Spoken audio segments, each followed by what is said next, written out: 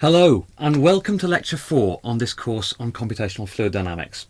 This lecture starts the second part of this course, and this forthcoming set of 5 lectures is intended to give you enough theory so that you can understand a number of key options that you can change or specify within Fluent or any other CFD package such as OpenFOAM or COMSOL Multiphysics. We're going to start in this part of this lecture by having an overview of the 3 main techniques that are used by numerical codes to discretize partial differential equations. Specifically, we're going to look briefly at the finite difference method, the finite volume method, and the finite element method. Now, Fluent and OpenFOAM use the finite volume method in their codes, and much of the options that you will see in the setup of both of these pieces of software pertain to the finite volume method. However, all the illustrative work we're going to do for the remaining 5 lectures of this course is going to use the finite difference method because it's a clearer way to teach some of the techniques that are being used. The finite difference method is in itself very powerful, and you can program this yourself in codes such as MATLAB should you require to. We'll cover briefly the finite element method. The finite element method is somewhat obscure at first sight, and so we're only going to really measure it in passing. So let's start by thinking about some more general motivation that comes from an outside body, a respected outside body. This statement here on the whiteboard was part of NASA's overview of computational fluid dynamics in about 2017. And one of the key things they said in this internal report was following. At the moment, CFD is not sufficiently predictive and automated to be used in critical or relevant engineering decisions by the non-expert user, with the caveat that it particularly applies in situations where flow separations are present. And in this case, by flow separation, we can think of vortex structures separated from a main flow or areas of recirculation behind objects, specifically in high Reynolds number flows. But we've also seen that flow separation can happen in low Reynolds number flows, such as that backwards facing step experiment that we looked at in a previous lecture. So with this statement in mind, we need to be something other than a non-expert user. If we are a non-expert user, we can basically summarize this NASA statement as following. What you have is your CFD code, which is in effect a black box where magic occurs at great expense. And we don't really know what's going on inside that black box. And so this workflow is very easy to do. You put rubbish in, and unfortunately you get rubbish out at great time and great expense, with a possible loss of confidence in what CFD can do if it's used by the expert user. And so really what I want to try and do during these next 5 lectures is take the lid off this black box and start to examine what's happening inside so we can start to understand what these codes do. Now, I can only do so much of this in 5 lectures, and really as a CFD user you only need to know so much. It's very rare in this day and age that someone goes off and makes their own CFD code from first principles. There's a lot of codes out there already that you can modify, but it's rare that you need to start from scratch, and so we're not going to go into that level of detail. What I do want to try and achieve, though, is to allow you to have some sort of familiarity with the terms that are being used and what they actually mean and how they impact the mathematics of what's going on, hence how they affect the answers that you get. So, the first 3 lectures of this set of 5 is going to be organised roughly as follows. We're going to start in this part of this lecture by looking at a brief review of discretisation techniques for partial differential equations. We're also going to revise transport equations. Now, transport equations written in vector form sometimes scare the living daylights out of folk. We need to become familiar with them and actually comfortable with them. They're not all that scary, and they are very powerful and very useful. We're also going to have a look at setting up a steady state 1D finite difference problem, which is going to be heat conduction, with the aim of demonstrating the fact that when you have systems of partial differential equations and you discretize them, you basically end up with a lot of matrix algebra. And we will see that the key step very often in solving these parallel sets of what become simultaneous equations is matrix inversion.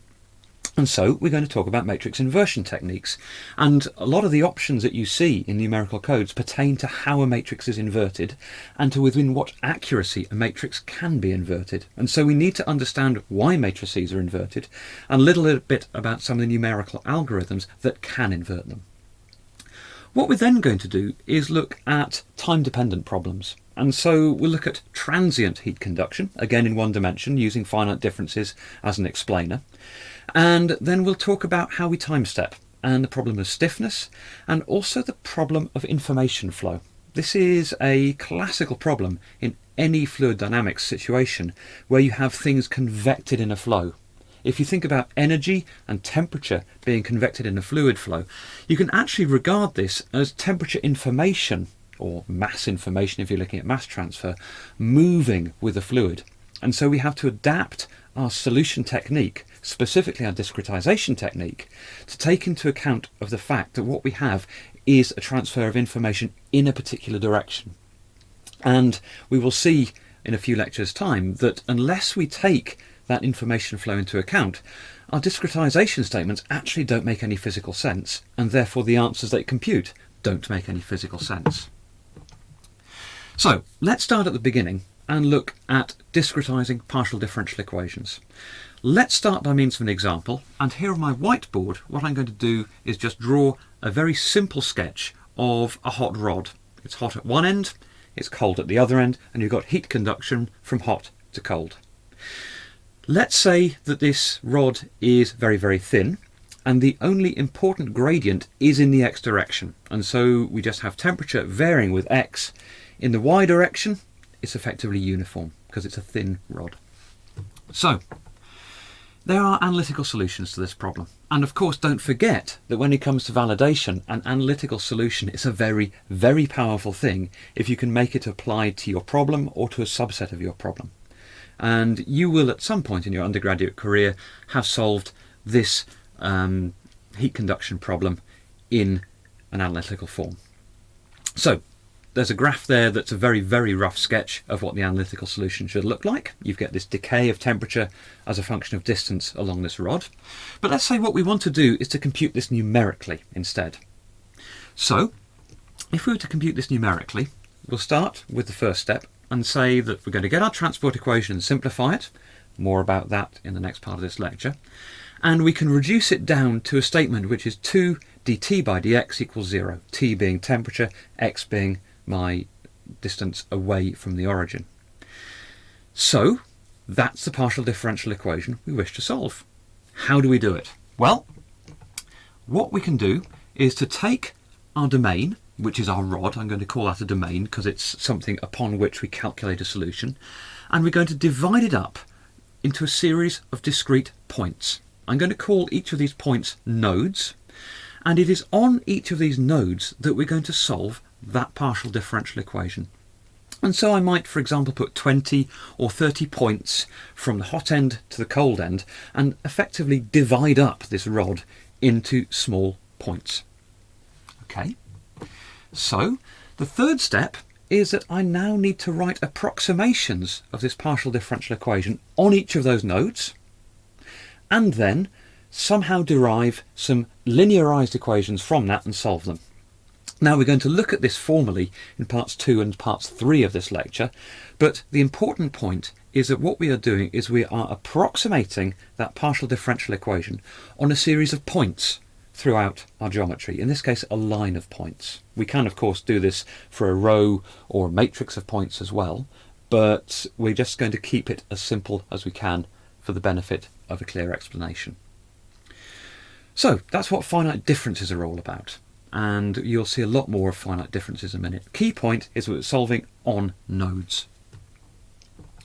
Now, finite differencing isn't used in Fluent or in OpenFOAM, but another technique is, which is called finite volumes. Now, finite volume discretization works slightly differently. It doesn't work on the differential equation as you write it, as we have here, 2 dt by dx equals 0. It works on an integrated form of that differential equation, sometimes known as the weak form of the transport equation. So, using the same example again, let's see how we would pose this approximately in a finite volume case. So step one, what we're going to do is we're going to take our simplified transport equation, 2 dt by dx squared, d2t by dx squared equals 0, and we're going to effectively integrate it. Now, in doing this, let's just think of the physical significance of what's going on. Now, if you think back to a heat transfer course that you'll have taken in the past, you know that your heat flux, Q, the amount of joules per second per metre squared going through a particular face, is equal to thermal conductivity K times a temperature gradient dt dx. So heat flux Q is in effect a measure of power going through a surface area. And this mental model actually helps quite a lot in realising why finite volumes are quite a useful thing to use. So let's take our partial differential equation, 2 d2t by dx squared equals 0, and rewrite that in weak form. Taking into account, we can write heat flux as k dt dx. And so if we look at how we're writing heat flux, then if we compare that to our partial differential equation, we can say, well, look, my heat flux Q is actually 2 times dt by dx, and then I can rewrite my partial differential equation as just d by dx of Q, as I've just done there on the board. And so that in effect is now the weak form of our transport equation. We've written the differential equation now in terms of heat flux. So what we can then do is take our solution domain and divide it into a series of boxes, finite volumes. If this was 3D, these boxes would be cuboids, and they would indeed be true volumes. Now, what we're going to do now is effectively get our weak form of our transport equation, written in terms of heat flux, and look at how the heat flux moves from box to box to box to box. We're not looking at an individual point, we're looking at energy transferred between these different box-like entities.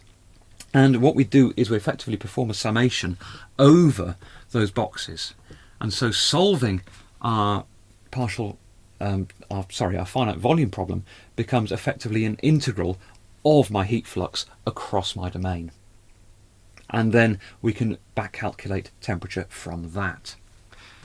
So we're not going to look at this method in any more detail now, but one of the big strengths of finite volumes is that you can apply it very easily to arbitrary geometries, something which is actually very, very difficult with finite differences, and which is why you won't see finite differences used in practical CFD codes. You can program them yourself, as I've said, for simple geometries in Cartesian or cylindrical or spherical coordinate systems, but trying to adapt them to an irregular geometry actually gets pretty horrible. But finite volumes, however, can be very readily adapted to arbitrary geometry, and so are very, very good for engineering analysis. Now, you will also come across in your tour of numerical codes another discretisation technique called finite elements. Now, there's a very interesting statement made by one of the people who put together a lot of the early CFD work for chemical engineering, and that's Patanka. And in his excellent book that he wrote back in 1980, there's this statement. For most fluid flow or heat transfer practitioners, the finite element method still has a veil of mystery about it. The variational formulation, which is another term for how you put the equations within finite elements, does not have an easy physical interpretation. So, finite element methods are used in a number of commercial codes, for example Abacus, but we're not going to look at them in any detail in this course. The derivation and the examination of this from a mathematical standpoint is way beyond the scope of what we need to know. And anyway, Fluent actually doesn't use finite elements, it uses finite volumes, and we can understand finite volumes via finite differencing. However, as a footnote about finite elements, it's another method that can be easily applied to arbitrary geometry. It's, again, a very, very powerful technique. And it again works on the weak form, the variational form of the partial differential equation. So let's summarise a few key points. We're going to be examining now numerics and how partial differential equations, in particular transport equations, are solved numerically. And there are three key techniques that can be used. You can use the finite difference method for simple geometry, the finite volume method and the finite element method for complex engineering geometry. Now both Fluent and OpenFOAM use the finite volume method. However, we're going to be using the finite difference method to explain certain techniques that translate to the finite volume method, because they're very much more easy to illustrate than in finite differencing than they would be in finite volumes.